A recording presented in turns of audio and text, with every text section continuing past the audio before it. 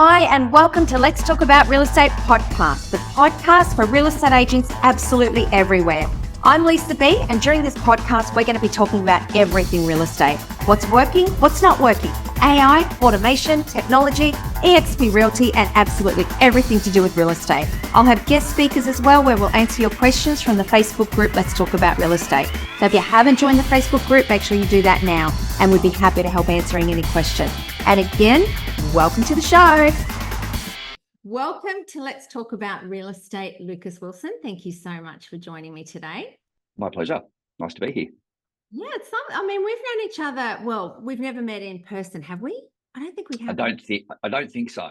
No, just online. We've sort of known of each other and sort of, communicated through Let's Talk About Real Estate as well. So it's a pleasure having you here.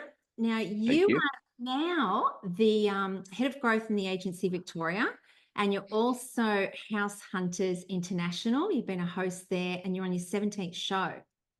I think I just did 2 back-to-back, so it's at 19 now, I think, which is good, and still nobody knows me. It's terrible. Well, I didn't know. Well, I knew you, but I didn't know. Like, I saw that you were there, but I didn't realize that you were still going, because I don't watch TV and I don't watch anything. So there's lots of people that do know you and watch the show, obviously. So how did you get the gig on the show? That's what I want to know. So I had a sales associate when I had Grey White Mermaid Waters, and Natalie Pateri was her name, and her cousin was a producer on a show called House Hunters, and it was House Hunters International, and it was fairly new. And they asked me to put my hand up, and I can remember it was through the floods in Brisbane, because I had to do all these recordings. We were caught at home and literally record myself, and it was very embarrassing. And so I sent that off, and they thought it was good enough to at least give me a crack. And then I did a couple of episodes. So this would be 13 years ago. Oh, wow. And maybe Eddie would have been born, so it would have been 14 or 15 years ago. And I started my first couple, and then they asked me to do a couple in Brisbane, and then it sort of, I'd done maybe 5. And then I found myself just prior to COVID helping a mate open his own business in Yeppoon, which is the beachside town of Rockhampton. And Anita got in contact with me and said, we'd love to do a couple of episodes. And so I did 2 back-to-backs then. So in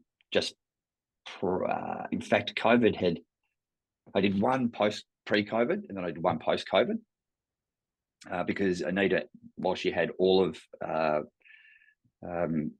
Asia Pacific was her territory, once, of course, COVID came, she could only do Australia, and that really was then only Queensland. So I busted out a couple in Yeppoon, I busted out a couple on the Sunshine Coast, and then was asked to come down to Victoria and be Director of Sales for the O'Brien Real Estate Group. And in the 18 months I've been down here, I've done 8, I think, 8 or 9, maybe 10. Do you like it? Yeah, it's a bit of fun. It's a bit of fun. Whilst we don't get paid a great deal of money, it's all about having a bit of fun. They keep asking me back because Sorry? Exposure, marketing, all that. You can really capitalize on that. Well, I think the Americans like me because I take the mickey out of everybody. Yeah. And 2/3, or I'd actually say 3/4 of my jokes actually don't make it on the show because they're totally inappropriate. Really? And the Americans are the Americans. So they tame it down a bit. Well, they'd have to, wouldn't they? So yeah, they do. What are some stories behind the scenes that you can share with us? Anything exciting, anything funny? Yes, okay. So I'll actually give just a very recent one. So I usually do, it's usually with couples. So it'll be a husband and wife, or a boyfriend and girlfriend that have come from, usually they like it to be an English-speaking country. So we've got either whether it be Americans, Poms, Canadians, Kiwis, they like it, so it's easy for them to understand. And I had I had a lady just recently, just this weekend past, single, who didn't actually quite realise what she was signing up for. She thought it was all going to be beer and Skittles, and Dad, it was a horrible weekend, and it's raining, it's windy, and she just threw her toys out of the cot and said she didn't sign up for this. She was swearing at everybody. She was a crazy cat lady anyway, but yeah, very, very funny stuff in that regard. So she wasn't quite sure of what it was. I think she was telling a few little furfies as well. She said she was a coach of entrepreneurs. So I think maybe she was thinking she might be a kindergarten teacher. It was probably as close to coaching entrepreneurs I think this lady would have done. But yes, yeah, it was a funny show. They're usually pretty good. The Americans are pretty bland. That made it to TV, so yeah. everyone saw it will do. So it'll go to air, so after we finish filming, it takes between 6 and 8 weeks. And I usually know when it's going to air because I'll get the odd follower, the extra couple of followers on Instagram, and people were saying, "I saw your show." Out for it. I remember Big Brother Leo Sayer was on there. Did you remember hearing about that? And he threw his dummy out of the pram because he had to wash his own underwear. So now I think of Leo Sayer. I've always loved his music and everything. And now every time I hear of Leo Sayer, I think of him throwing his dummy out of the pram because it was like, I'm not washing my own underwear. But anyway, yeah, the things you see. Yeah, I had one lady reach out, a young lady reach out and asked me to send her husband a happy birthday Zoom, a movie, like just a video. So I did that. And they said that I'm their favourite realtor. Oh, so I've done it enough now that the Americans seem to be sick and tired of me almost. Isn't that lovely? So you go over there and a bit of fun, get autographs and photos, that sort of stuff. Not really, no. They might mistake you for someone. I saw someone the other day. They thought, who was it? Someone in an airport, and there was all these Japanese people all taking photos with. I think they thought it was what's his name from Deadpool, and all these. Ryan. Yeah. Ryan, what's his name? Yeah, I can't think of it either. No. Whatever his name, I know it, but anyway, yeah, Ryan. Yeah, Ryan something. Yeah, whatever. Oh my gosh. It's not Gosling. I know that much. Just say, I know. Anyway, the Deadpool guy, right? And so they're all lining up taking photos. They might think that you're, Russell Crowe or something, Like, no, I'm certainly not Rusty. He's got a dark beard. He's a bit chubbier than me too. Exactly. No, he is now. So what have you learned about real estate from being on the show? What have you learned about real estate agents and sellers and buyers, apart from that they can all be totally unpredictable? But what's some of the biggest lessons you've learned from the show that's helped you in your career and all that sort of thing as well? Oh, wow. Do you know what? Probably is from the show is not take life too seriously. It's make no bones about it. We set it up right, so they've only got a couple to choose from. It's not, we're not toiling away with buyers or renters that have got a copious amount of time. That this is done over a 1 day period. It's fairly punchy. We know roughly where they're going to end up. We've had a very good brief prior to, so it goes very, very smoothly over a 3 or 4 day period. So even though it's only a 24-minute show on TV, it takes us 4 days, 5 days to film. Does it relate directly into the 28 years I've been in real estate? The answer is no. It's more tongue-in-cheek and a bit of fun. Yeah, no, for sure. And so what advice would you give somebody that's trying to get onto a reality TV show or something like that? It's not what you know, it's who you know. Yeah. I think they're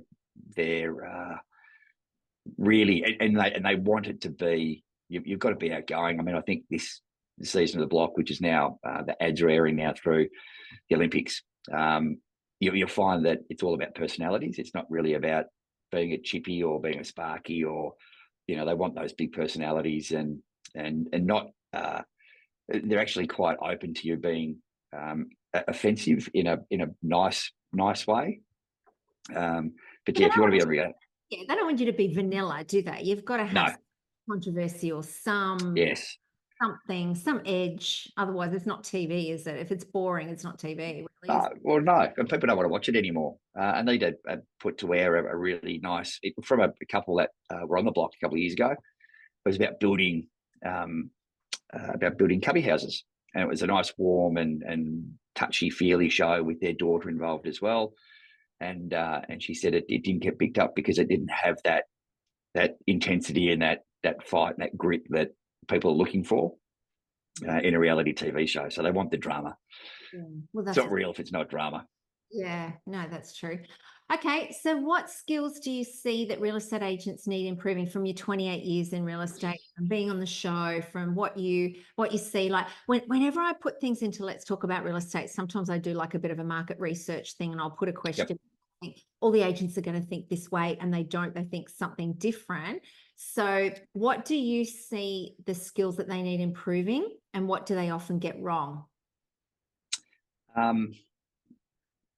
So what they get wrong is thinking that more is better. We find that principals and directors will say, "Listen, there's your patch, and it's 2,500, 3,000 homes." And firstly, real estate agents go, "Well, that's not enough." And secondly, they don't prospect or farm. They don't farm what they're supposed to be able to farm. Mm. So we find that they'll hide behind getting on the phone. We sit out there, and I'm a massive advocate of collecting data personally. So I believe that the door knocking is still the way to do it. And it's interesting because you'll talk to people and they'll go, "Mate, no one wants to speak to you."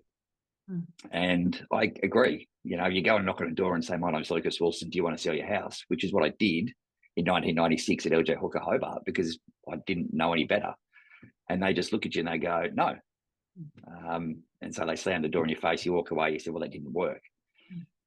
But if you're asking, and initially it's to garner data, that is the most important thing. Less is more. If you have your phone number in 500 people who own properties, their phone, then you're going to be just fine. Yeah. Call them 4 times a year, and I can guarantee you, in your third year, you'll write $600,000 from just doing that. Whereas we think that we've got to get out there and speak to more people fewer times, and you feel good about it. One guy I worked with made 1,800 phone calls in a month. That's what I'm going to do. He made 18 on top of running a team. He spoke to, I think it was 1,100. And I said, "Mate, how do you feel?" He goes, "I feel really good because I've gotten out." This is an experienced guy, because I've gotten out there and I've made 1,800 phone calls, spoken to 1,100 people. And I said, "Why wouldn't you have made 600 phone calls and done it 3 times?" He goes, "What do you mean?" It's the touch points that are important. We have to stop being real estate agents and start being good people that sell property. Yeah. So when we're doing the door knocking and they don't want to do it, and you've got your 500 pieces of data, that 500, when you're making a seasonal phone call, so not quarterly, seasonally, because seasons run over the end of financial year and the calendar year, that when you're going, "G'day, Lisa, it's Lucas, it's just my summer call. I just want to see if there's anything you need from me." We take it away from the, "Do you need a market update? Do you need an appraisal?" Let's stop that and just say, "Is there anything you need from me?" Yeah. Now, the fact is that your name hopefully comes up on their phone. So they go, "Oh, it's Lisa calling." Mm. And if they answer, it means they want to talk to you about real estate. If they don't answer, then that's fine. Yeah. Because that's the message you leave. If there's anything you need, you got my details, friends and family, give me a buzz. Yeah, exactly. I mean, I think, agents will say it doesn't work. I'm in a very different area to everyone else, even different countries, real estate's still real estate. We still have the same thing. People are still doing discounts. People are still doing, whatever it is, it's the same. It's been the same for 28 years for you, 30 years for me. It's still the same conversations you're having with agents all the time, but it's always different in their area. No, it's not. It's this universally. So you've got to stop thinking that you're in a special area, because you're not. It's really the same everywhere. I think agents are lazy now, and we know what it's like from 28 years ago, 30 years ago, that's what worked. We didn't have social media, so we had to do door knocking, we had to do phone prospecting, we had to do letterbox drops. It was the for sale office window. That was about it, and word of mouth. Now agents are all like, oh, I just want that magic pill of social media. And so, it's like, I need to get that money to be able to spend on social media. No, you don't have to do that. You need to build a database, as you said, work that database. And you've got your sphere of influence, you've got your people that you're talking to, make sure you're updating that database all the time. There is no magic pill. You can still do social media. But getting back down to the basics, the grassroots of what we do is what agents really need to do, isn't it? So you're 100% right. So I started as the North Hobart area specialist. That was written on my card. And I couldn't understand why they would want, this is LJ Hooker, almost 30 years ago, why they would want to put me in a position where I felt I couldn't list in South Hobart, West Hobart, Sandy Bay, Battery Point, because that was on my card. Now, the biggest mistake I ever made was believing that. So if I was still living in Tassie, living in Hobart, I was the North Hobart area specialist, I would be writing $6 million in fees. I'd have 80% market share, and I'd be the Lord Mayor of North Hobart. It'd be the easiest gig in the world, but because we can't see the forest for the trees, because we don't understand that less is more, and we're taught to touch as many people as we possibly can rather than a few people many times, that's the mistake that we make. So what you're saying is to niche into an area, or niche into a property type, whether it's waterfront or apartments or an area, something like that. You're much better off to niche than try and be a generalist and try and list everybody. I think when you start, any opportunity that comes across your desk, you take. But in your first 24, 48 months, those first 2 to 4 years, you want to pick somewhere that you enjoy, not passionate about, but that you enjoy working, whether it's your local area, whether it's, around your kid's school. A lot of people now say, I don't want to live in the area that I work because I want to be going to the supermarket and have that anonymity where people go, No. I'm the exact opposite.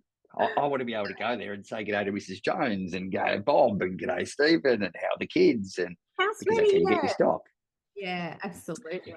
But it's we have lost a lot of I get frustrated with, you want to be a lawyer, you want to be a doctor, you want to be a painter, you want to be an architect, you want to be a chippy. You have to do your apprenticeship. And if you don't do it this way, then you don't become any of those professions. You don't make it. Why in our industry do we allow all of these people to come in, and when they go, I don't want to do that, and if you're going to make me, then I'm going to go to another office that won't. And why as an industry do we hold on to them? Yeah, no, true. I mean, to me, it's like, if you can't find listings, then you don't know real estate. No. You don't know real estate. You're an order taker, you're a retail salesperson. You're waiting for, a retail salesperson is, you've got the stock on the shelf and somebody comes in and says, I want to buy it. That's great in retail, but we're not that. We're salespeople. We've got to make sales that never existed before. Yep. And that's what I always say, that to me is a sign of a good salesperson. You knock on a door and that person did not know that they were going to sell their house today. You've introduced a buyer that will buy that property, and that now that seller's moving. You make a really good point. So how many times when you go and knock on it, so I'll give you my script for door knocking because it works. So when you knock on a door and you go, hello, mate, and always wear a name badge when you door knock so you can point to your badge. It's Lucas from the agency. Listen, I just want to pay the courtesy of letting you know that 123 Jones Street, just down the road, is come on the market. It's 4-bed, 2-bath, 2-car. They're chasing between 1 point now in Queensland, which I miss in Queensland auctions when we don't talk about price. Down here in Melbourne, you have to talk about price, which kills me. but you go between 1.2 and 1.4. Is there anybody that you know that wants to move into our area? And they go, no. You go, are you sure? They go, no. You go, great. Would it be okay if I shared my details with you, just in case someone pops into your head? Then you can just give me a holler. Would that be okay? Mm-hmm. Put your head down, bring up your contact details, and just say 04 and look at your phone. Yeah. They will finish off their phone number for you. Yeah, good. Yeah. You put it in, and I go, is it okay if I just get a first name to go with that? Sure, it's Lisa. Thanks so much, Lisa. You got my details. I've just sent them through to you. If there's anything that you need, please don't hesitate. Anytime, friends or family, reach out, give me a buzz. Thank you so much. Now, what does that do? My details are in the phone. Yes.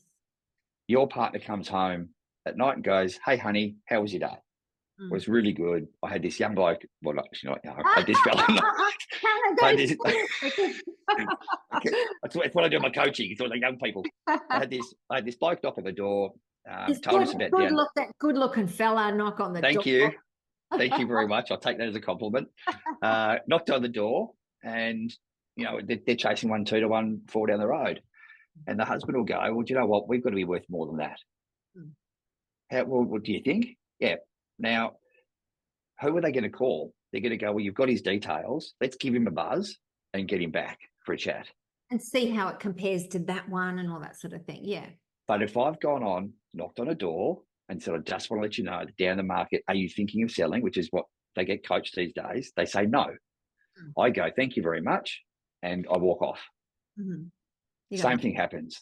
Partner gets home. What happened today? A fella knocked on the door, told us about down the road. And he goes, oh, great. Well, you know what? We could sell. Do you remember what his name was? Nope. Yeah. So you know what? Let's give Tim Douglas a call because he's in Paddington.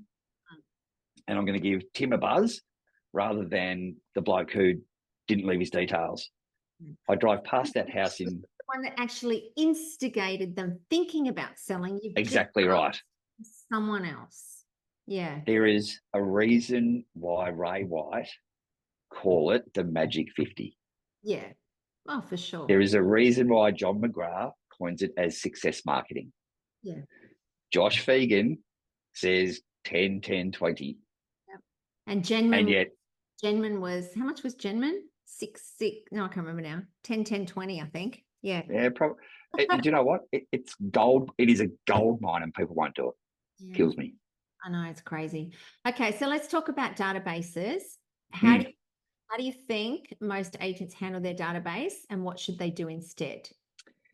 It's when you go into an office and you go, let's talk about your data. And they say, well, I've got 24,000 pieces of it. And you go, great. Well, what are you doing with 24? It's a false sense of security. So that's the director of the business who thinks I've got that. Secondly, the real estate agent will sit there and go, mate, I've got 1,200 pieces of data in my phone. Clean. I go, okay, so what's clean data? Name, email address, and phone number. Okay, well, what's the 5th most important thing? And no matter how many times you ask this of people, Lisa, they go, what do you mean? What's the 5th one? Yeah. Well, is your phone number in their phone? Yeah. And they go, no. Well, that's not clean data then. Why they don't know who you are. So that's when we come back to that less is more. Yeah. If you can get 500 people that know when you're calling them, that is the most important thing. And it will be, not hearing it first, but this is something that your JPs, your Tom Panoses, Claudio Encinas, all of these guys are going to start saying to people, less is more. Yeah. And also too, now with iPhones as well, you can have your picture coming up and you can have your advertisement as well, which is, more branding. They can see what you look like as well. But I don't want them to answer the phone if they don't want to talk to me. I'm okay with that. There's a young girl that I'm working with here at the agency, and she's been in the game since she was 15. So she's 26 now, so 11 years. And I'm trying to deconstruct what she's been built up to believe is if you're not providing value when you're making your phone calls, it's a waste of a phone call. She'll sit there and bust out 100 calls a day. She's brilliant. Like, how many people you speak to? 10. Okay, so how many of those people did actually bought what you were selling in relation to a market update or an appraisal, or maybe one. Okay, so why would you just not ring up and go, hey, if they know who you are, I'm just here to help. Is there anything you need from me? They tell you no. Great. If there's anything. But they picked up the phone, they've got, actually, do you know what? As a matter of fact, we've just had to put mum into a nursing home, so we need to sell a house. You know, my sister's just gotten, they're pregnant with a third baby. They need some help. They're actually in the next suburb. Can you help? Yeah, of course we can help. Yeah. But all you're doing is saying, is there anything you need from me? Yeah. No, I like how you get them. Remove that. Yeah, your details into their phone. I like that. Right. And it's simple. 10 calls a day. 10 calls a day.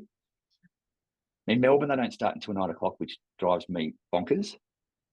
You know, start making your phone calls at 7:38 if they're in your phone. You're done. You get into the office at 8:30 and you're pumped because you've already spoken, or you've already made 10 phone calls. And we're going to do that 4 times a year over 40 weeks because we have about 10 weeks off, 12 weeks off a year, realistically. And we've spoken to them 4 times. We've sent them text messages 4 times. And watch the following year and the year after when your phone starts to ring and I have Lisa pop up and I go, right, Lisa wants to talk to me. Hey, Lisa, how are you? I'm good, Lucas. What's going on? I'm speaking to you for ages. How can I help? It's building relationships, isn't it? You know, it's great to have details in there, but if you've got the relationship, that's the thing you really want. Yeah. And you sit there, and I had a young bloke today at the agency put a message out and said, is there anybody that knows someone that can put flat packs together? And I said, don't go anywhere, mate. I've got a young fella who helped me put my TV on the wall. He's a chippy. He's great, this sort of stuff. He loves the cashies. Give him a bell. Haven't spoken to Alex in 12 months.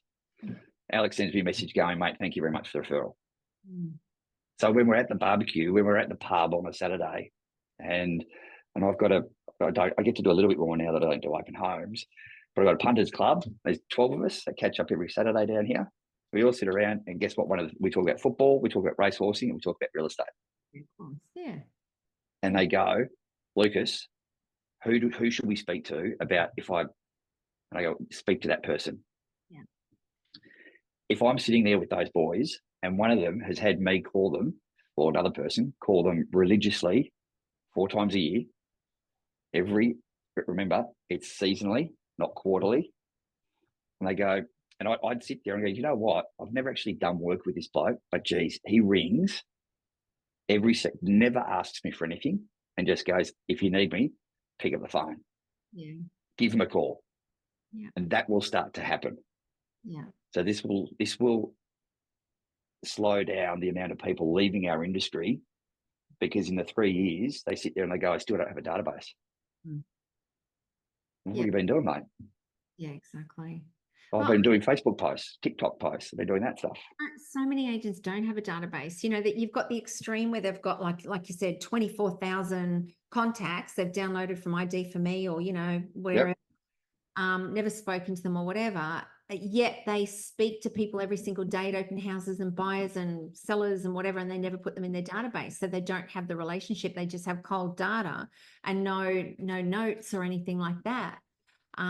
Just crazy. All right. So buyer management. I remember going to a seminar once, and one of the trainers said, this is when I was quite new in real estate.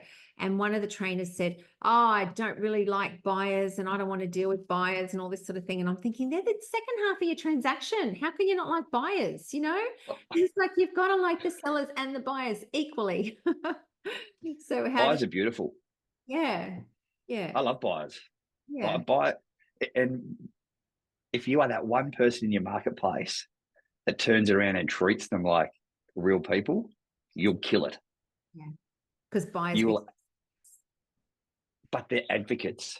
They will sit there, they'll go, it's the same thing is we have all of these mini relationship moments with all these people, which are across a 5, 10, 15-minute episode, whether it's or a 30-second episode over the phone call.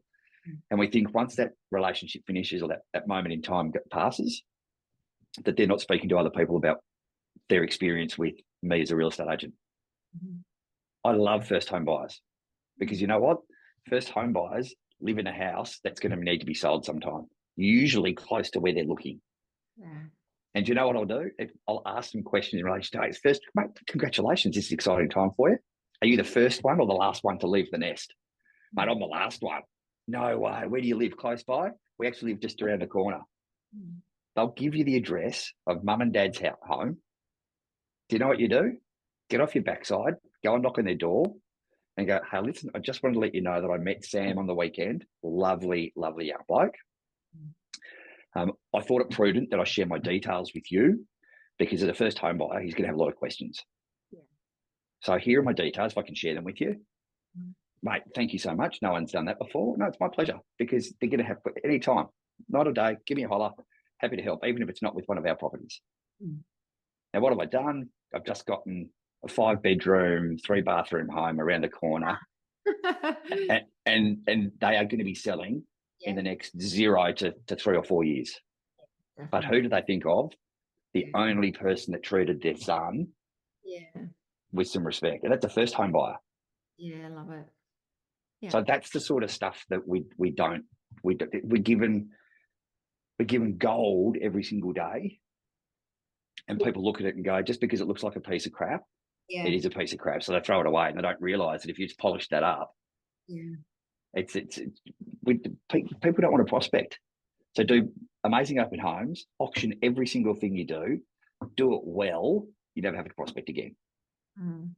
I mean, agents, they don't look for opportunities most of the time. Unless somebody says, I want to list with you or I want to buy this, a lot of them don't even follow up. A lot do, obviously, but, it's kind of, you've got to look for the opportunities. You've got to follow up. You've got to, be the agent that's consistent, persistent, tenacity, all of that sort of thing and build relationships. If I'm calling you at 9 o'clock on a Monday morning, Lisa, what are you doing? When I'm just at 9 o'clock on a Monday morning, what are you usually doing? I'm probably on a Zoom call. Okay. So you came through one of my opens on the weekend. Tradition states that we call them on a Monday. You see my number. It's not saved in your phone. And you're going to go, firstly, good on you for calling because half of them don't call anyway. And you see it, you're going to go, well, I'm not going to answer that. I'm in a meeting. And then I'm also probably not going to listen to the message. Or if I do I have time to call Lucas back? I'm not quite sure I remember which one he was. Yet on a Saturday afternoon, and I say till I'm blue in the face, go and get yourself a couple of beers, go get yourself a bottle of wine, go back to the office. No one's there. Sit down and do your callbacks. I think so. Because they'll answer the phone.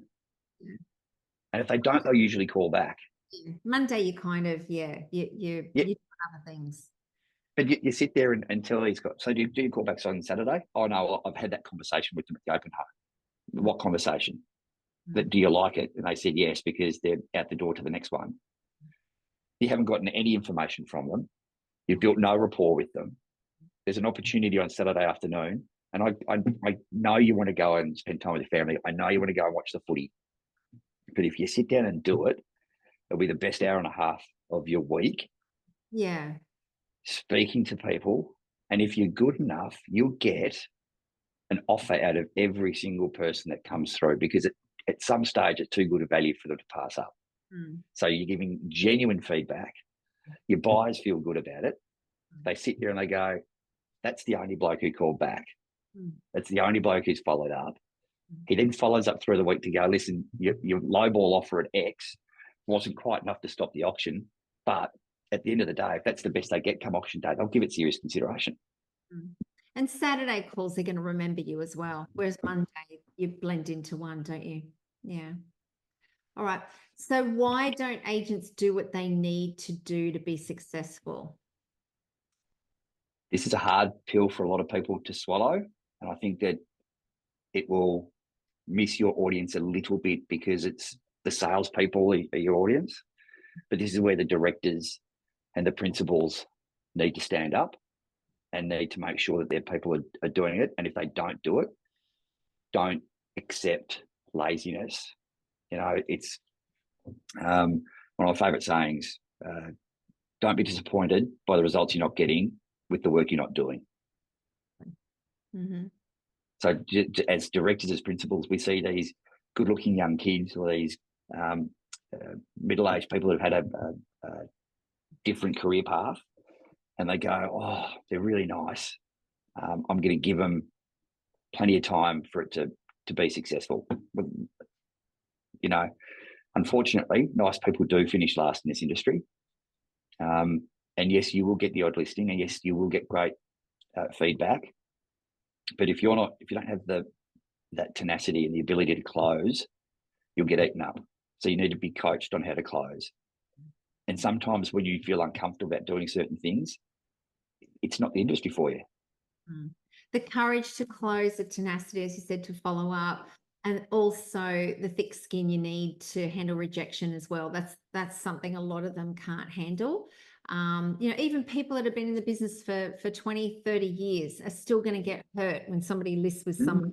You know, you're still going to get hurt when your friend lists with someone. You're going to get hurt when, you know, you have to tell the vendor that the sale's fallen through, you know, but you just need to bounce back quicker.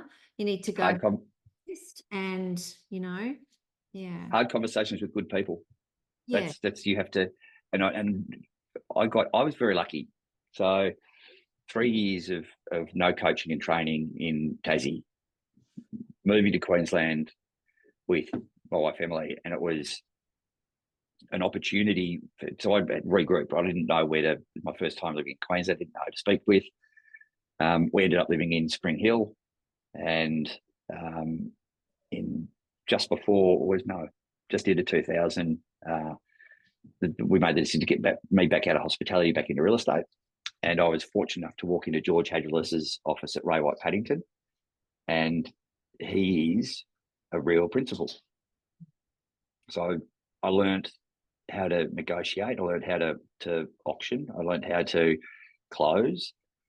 And then I was fortunate enough to team up with Tim Douglas at PRD, which is now Place, next door. And my career went from not much to big things. Because I was then in an environment where everybody was successful. Tim Douglas, Andrew Dean, Simon Whelans, like good operators. I'd come from an office that Judy Goodger was in, Sonia Brown, you know, some really, really Jan Giddens, some extremely good real estate agents. And there was no room for you to be complacent. Yeah. So you the old days, you'd go to a toes, don't you? Hey? You've got to be on your toes. You've got to be there. Yeah. You know what? I'm a big. So Simon Cashman, great legend, bloke, owns Agent Box. We had a really interesting conversation just recently. I said the biggest blight in our system was CRMs, and he was a little bit taken aback by that. And it wasn't that statement. It was, I said, unfortunately, if CRMs are used properly, then they can help you with your prospecting and your management of clients. I get that, which is great. But we have now given ownership over data, which is not anybody's to own. So the day where we'd go to a caravan and we'd walk into a house in Thomas Street in Auchenflower, a beautiful big Queenslander on 809 square metres. And then myself, Tim Douglas, and Andrew Dean would all run off into a different corner of the house to ring the one bloke that we knew would be the perfect buyer. And whoever got it first, you'd hear the other two blokes swear because it's like, bugger. You got it. Lucas got it, or Tim got it, or Simon got it, or Andrew got it. Yeah. And you know what? There was never any hard feelings. Now you sit there and poor young people coming into the industry, I'll cry. They'll sit there and they'll go, oh, you know what? I've got a buyer for that, and they're going to go, no, I'm already dealing with them. And they're in my database. Or they'll go out doing the hard stuff, the door knocking. And I spoke to this really nice person in Hughesler Terrace, and they'll go, oh, what number? 72. Oh yeah, no, that's you know, this bloke. Oh no, mate, he's my client. I hate the fact that people believe they own data. Yeah, same. Yeah.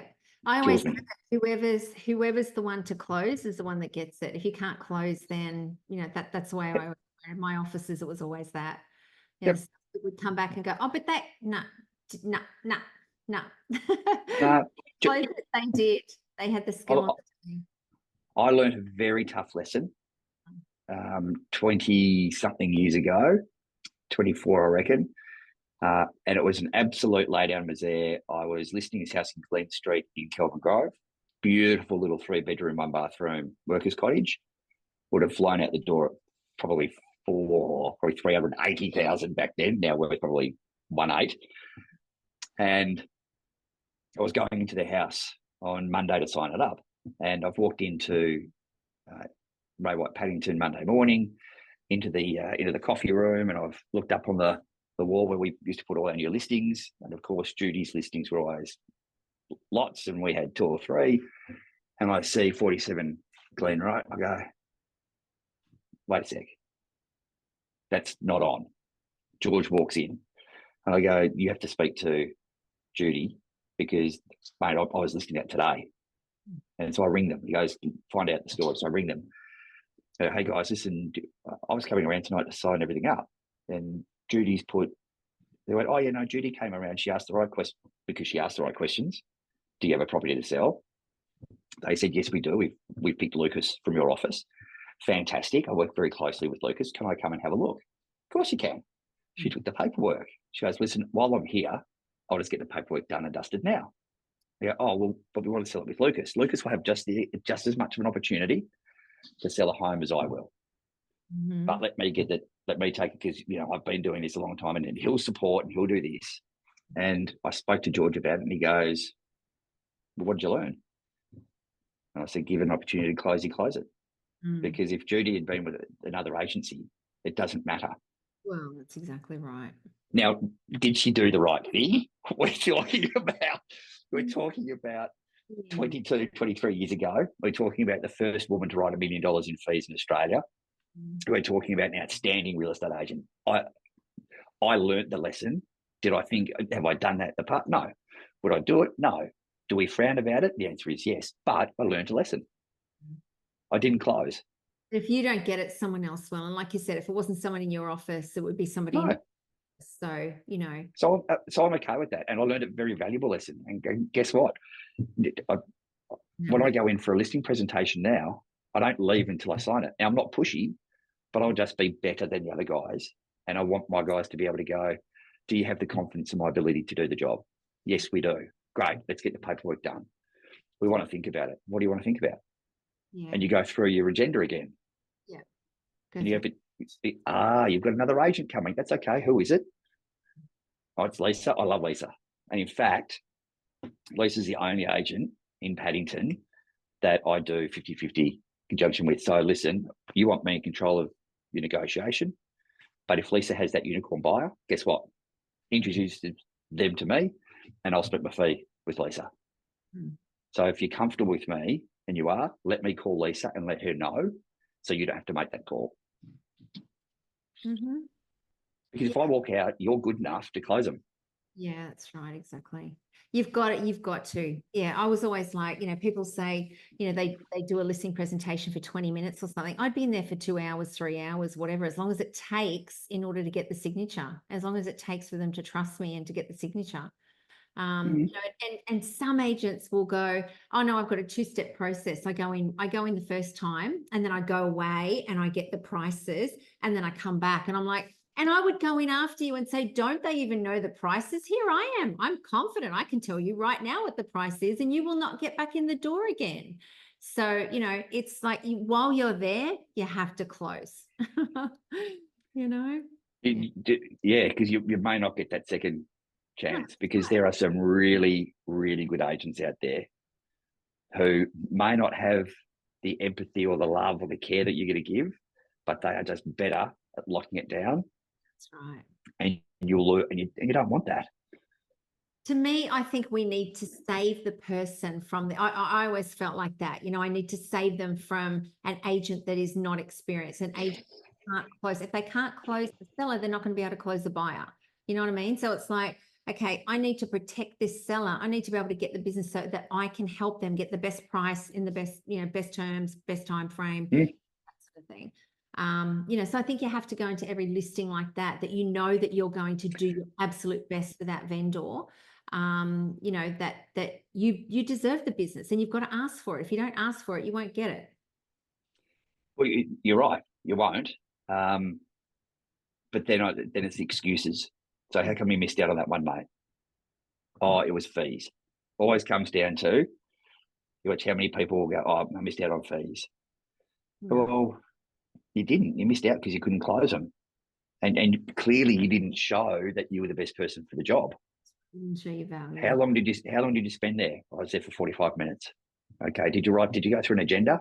Oh no, I don't like agendas. I just, I don't think and this is where these young people don't take the advice from the people who've been in the game for as long as we have. No, they look at us as like these old people that don't know what they're doing. It's like, really? Well, like I get it because I don't listen to them anymore, right? But I talk to like 20 real estate agents a day. Let's talk about real estate. I know what's going on in any pocket of Australia at any one time, right? But it's like, oh yeah, you used to do it before. Yeah, and I've done it in every single market. I've had every excuse that I could possibly have. I've had offices with loads of staff members and, yeah, I've been there, done that. It's the same thing. It's just a different year. That's it. Now we've got social media and all that sort of thing as well, which, we're all over that as well. So we being older, we've got the benefit of all the stuff that we used to do that used to work, all of that, we know all of that. But then we've also got the benefit of the social media and all that sort of stuff, which the other ones have only got the social media era, Yep. So it's like we've got the whole thing, that whole, big picture of what works, what doesn't work, And so, yeah. So you young ones, you listen to us. I was really nervous coming to Melbourne, from Brisbane, where it was, I was thinking, wow, this is the Tostemans, the Gimenellos, this is where the big boys come to play. And I came down, and I think if you take the top point and literally 0.5% off each metro market of the agent, then you've got the next sort of 5% for good operators. This will really please some of your listeners and viewers, piss off others. Queensland are the best. I am really impressed with the level of quality of that outside of the elite $3, $4, $5 million agents. Your Ben Wakeleys, your Matt Lancashire's.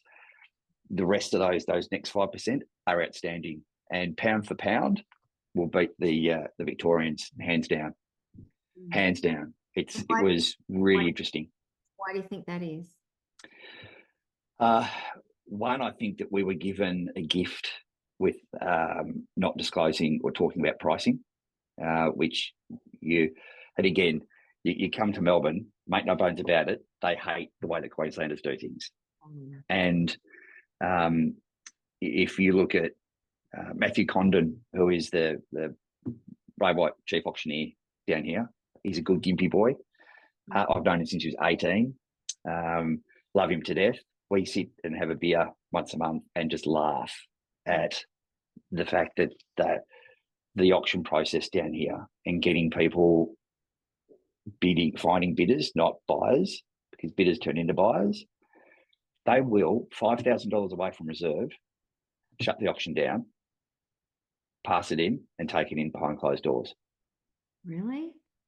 $5,000 away from the reserve. Wow. Yeah. Whereas they have no idea the ability to be able to close that down, take the seller to one side, well, not the seller, take the buyer to one side and go, listen, mate, this is a situation we're in. If you can't buy it at that, but you can buy it at this. So you can come up.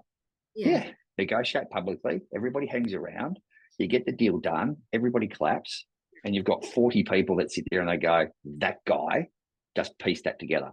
Brilliant. Yeah. But instead they go, first, second, third, no, pass it in, Lucas. Thank you very much. You're $5,000 away. Yeah. And make a big hullabaloo. The auctioneer's probably got another auction to race to. So they're like, oh, quick. Okay, I've got to race to my next. I'll leave that with you. And then I'll race off. Is that why? Well, the answer is yes, but I think that's across the board. And that would be no different from your great auctioneers in Queensland. Yeah. With Nico doing probably 10 or 12 on a Saturday, he doesn't have time. But you know what? his agents that he works with are so good that you don't need that time. They've put in the hard work, they've put in the hard yards, they've followed the process. So they've got their vendor from their unrealistic expectation to right on the money. Yeah. We don't down here in Victoria work our sellers hard enough in the 4 weeks we're given. So it was, it was really interesting coming down and seeing that the Queenslanders do it extremely well and still sit at between 2.5 and 3% plus GST. Down here, 1.25, and I think it's mate, at least I didn't have to drop to 1 because you didn't sell your value, you didn't show your worth. Exactly. So it's very interesting down here with the dropping of fees. Yeah. Okay. So I'm part of EXP, which is an amazing real estate company. And so now you are one of our competitors at agency. So tell us a little bit about that. So the agency have probably now we've realised, right, where your Urban X's, your XPs, area specialists, that I'm not a big fan of people using the term working out of the back of your car. I think that's an unfair analogy. I think some of these groups don't offer the level of support that others do. Hard for me to discuss because I haven't been involved with those other groups, but what I can tell you with the agency is the support is fantastic. Claudia Encino, as I was talking about earlier, he works just with the agency, so he's an on-the-ground, in-the-game trainer. The level of support from an admin perspective is outstanding. It's very impressive. Their ability to be their own person and be rewarded from a commission structure and point of view that we see. We start at 70% if you're a contractor or fully licensed agent. If you're not, then it's less 5%. So you start at 65%. So I think that you find that when you're at a traditional franchise, that you can be starting as low as 35, 40, 45%, and try becoming successful in a dog-eat-dog world when you're getting paid these low comms. And it's a churn and burn for a lot of these businesses. So I think that as an established or becoming an established agent, then I think when we're removing the franchise side of things, so your hookers, your Ray Whites, Rain and Horns, where they're taking a big chunk of it, because at the end of the day, the business owners of these businesses need larger pieces of the commission because they've got overheads that they must meet. They're huge. I mean, we're giving the power back to the agent. Yep. I believe, giving the power back to them. That they just got more flexibility with everything. They've got more flexibility with what they charge, as far as advertising goes, their hours, all of that sort of thing. And I think, our models are really sort of changing the industry. They really are.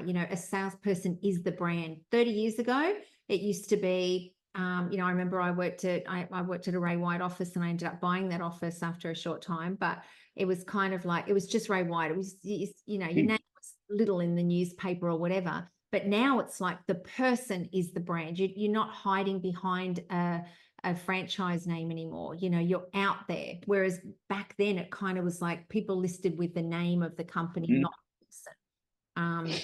Which now we're giving the power to the agent to be able to promote themselves as their own brand. Well, that's exactly right. And to keep some of these outstanding real estate agents, then the split becomes quite high for some of these good long-term agents in the offices. And so the principal is making little to none. And again, down here in Victoria, because we're only seeing that the principal who's got this great rent roll that traditionally has kept the business afloat, they're now doing 4% inclusive of GST. So that's only just staying afloat for the PM side of the business. And they're not allowed to then pay their PMs what they deserve, because property management, hardest thing in the world in real estate. So there's this, it's crumbling from if you own a real estate office in Melbourne, because it's, why would you want to be a part of that, giving the lion's share of your fee to your principal to keep the business afloat? In Queensland, they're still getting 9-10% from their management fees, and again, it shows that they're offering value.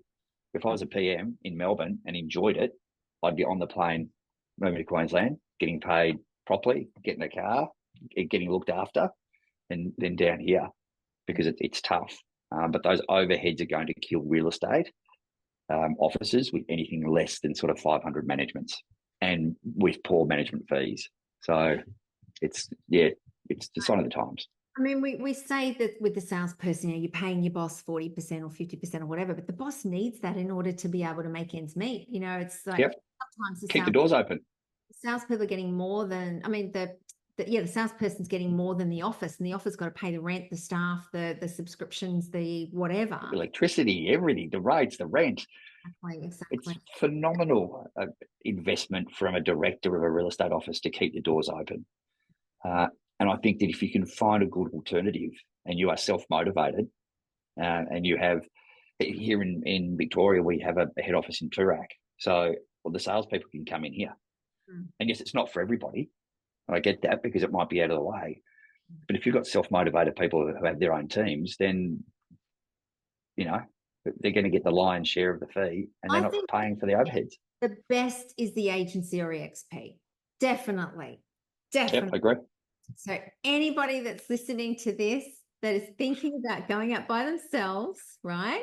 You've got to get my phone number and Lucas's phone number into your phone, so that when you need to change offices, that you can call us, and we can.